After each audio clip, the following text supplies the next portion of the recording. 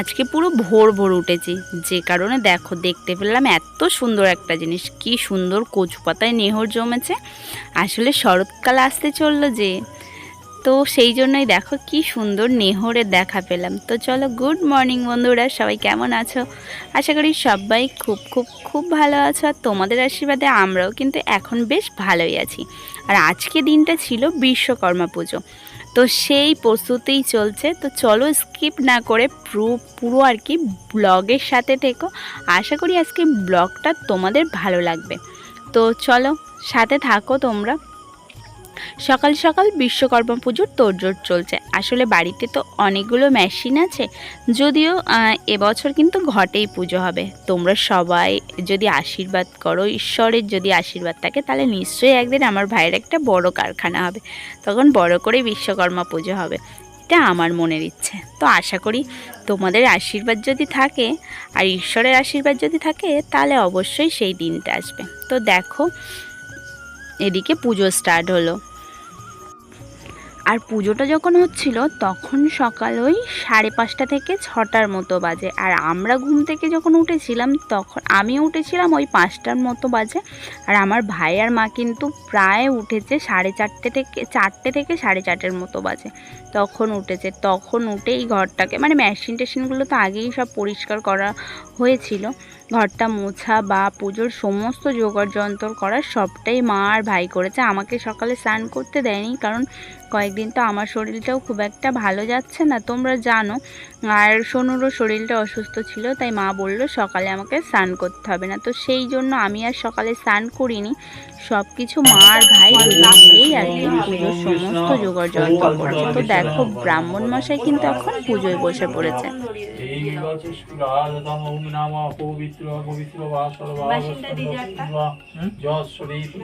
ম্যাশিং আগে দিয়ে যাও। সব মালা তো হবে না, সর্বস্বরে সর্বকার্যেষু মাধব নম মাধব নম মাধব নম মাধব। ওম নাম সর্বমঙ্গল মঙ্গলেন বরেণ্যং বরদং শুভং নারায়ণং নমস্কৃত্যং সর্বকর্মণ্যকারয়ে নমো শঙ্খচক্রধরং বিষ্ণু বিভুজং বিদবাসসং প্রারম্ভে কর্মণং বিক্রম।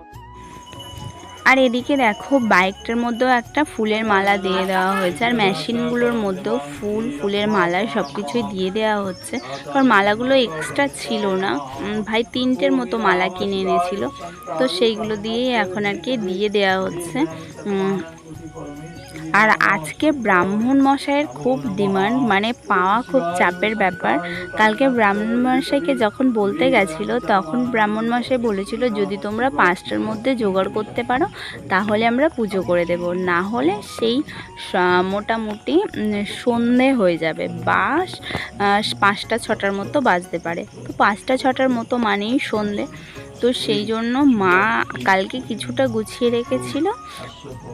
আর আজ সকালে উঠে ভাই আর মা দুজন মিলে একদম তড়িঘড়ি করে পুজোর কাজে লেগে পড়েছে, না হলে যে ব্রাহ্মণ মশাইকে পাওয়া যাবে না। তো সেই জন্যই। আর আজকে আবার আমি বাড়িতেও ফিরবো, কারণ তড়িঘড়ি করে আমাকে আজকে বাড়িতে ফিরতে হবে, কারণ আজকে ভাদ্র মাসের শেষের দিন। আর মানে আমাদের গ্রাম অঞ্চলের ভাষায় কিন্তু বলে যে ভাদ্র মাস যেখানে আর কি প্রথম দিনটা কাটানো হয়, সেখানে কিন্তু শেষের দিনটাও কাটাতে হয়। তো যাই হোক, সেই জন্য আজকে বাড়িতে ফিরবো, তো তার জন্য মনটাও একটু খারাপ। মা আমাকে বারবার করে বলছিল যে এখানে থাকার জন্য, কারণ আজকে বাড়িতে পূজা হচ্ছে। তো আমি ছিলাম আর কি, পূজা ছিলাম, মানে আমি বাড়ি এসেছিলাম তখন ওই সন্ধ্যেবেলার দিকে। তো দেখো, আমার ভাই কিন্তু কাজের বেশ এক্সপার্ট, তোমরা দেখেই বুঝতে পারছো। ও আসলে সব কাজ পারে, পারুক না পারুক, ওকে যদি একবার বলা হয় যে এই কাজটা একটু কর, তাহলে ও কিন্তু পারুক না পারুক সেটা চেষ্টা করে। তো সেই জন্য মানুষ চেষ্টা করলে কিন্তু সবই পারে। তোমরা মানে এটা আমার কথা না, এটা সবার কথা, যে চেষ্টা করলে সব কিছুই পারা যায়। তো ভাই এদিকে ধুনো ধরিয়ে নিচ্ছে, আর ব্রাহ্মণ মশাই ওদিকে মন্ত্র বলছে। তো চলো, পুজোটা ঝটপট করে হয়ে যাক। আর বাইরে তো বাইকটাও রাখা আছে, বাইকটার মধ্যে আর পুজো নয়, ব্রাহ্মণ মশাই বলেছে যাওয়ার সময় সিঁদুর আর মোটামুটি সিঁদুর দিয়ে যাবে আর কিছু মন্ত্র বলে যাবে।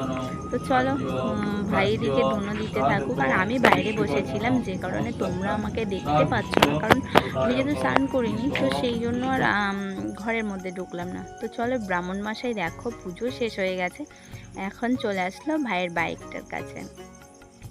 তো এই যে সিঁদুর দিয়ে একটা সুন্দর করে কি বলে এটাকে, আমার তো জানা নেই, তোমরা জানলে কিন্তু আমাকে অবশ্যই কমেন্ট করে বলো।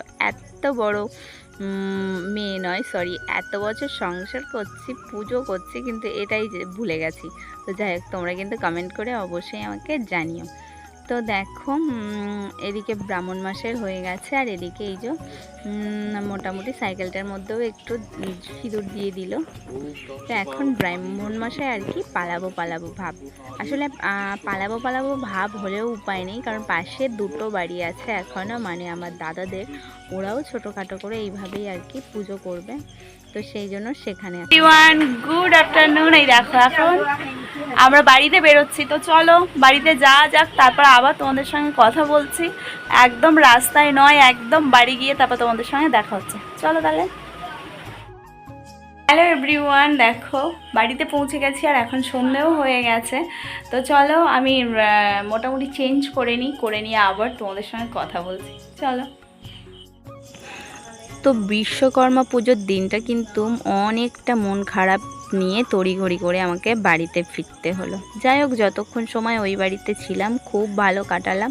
তবে বাড়িতে ফিরে কিছুটা গোছগাছ করে আমি চলে আসলাম রান্না করতে, কারণ আমাদের বাড়িতে রান্না নেই, তো সেই জন্য রাতে রান্না হয়, তো সেই জন্য রাত্রে রান্না করছি। তো আজকে রাতে রান্না হবে ভেন্ডি ভাজা আর কি নিরামিষ নয়, মানে পেঁয়াজটা ছাড়া আর কি মশারির ডাল করছি। তো চলো রান্না করতে করতে আজকে ব্লগটা এখানেই শেষ করা যাক। তো তোমাদের কেমন লাগলো অবশ্যই কিন্তু আমাকে কমেন্ট করে জানিও, আর যদি ভালো লেগে থাকে তাহলে একটা অবশ্যই লাইক কমেন্ট করে দিও। আর মোটামুটি যারা একদম নতুন দেখছো তাদেরকে বলবো, যদি আমার ভিডিওগুলো ভালো লাগে তাহলে একটা সাবস্ক্রাইব করে আমার পাশে থেকো। তোমাদের একটা লাইক, একটা কমেন্ট, একটা সাবস্ক্রাইব আমাকে কিন্তু অনেকটা উৎসাহিত করে নতুন ভিডিও বানানোর জন্য।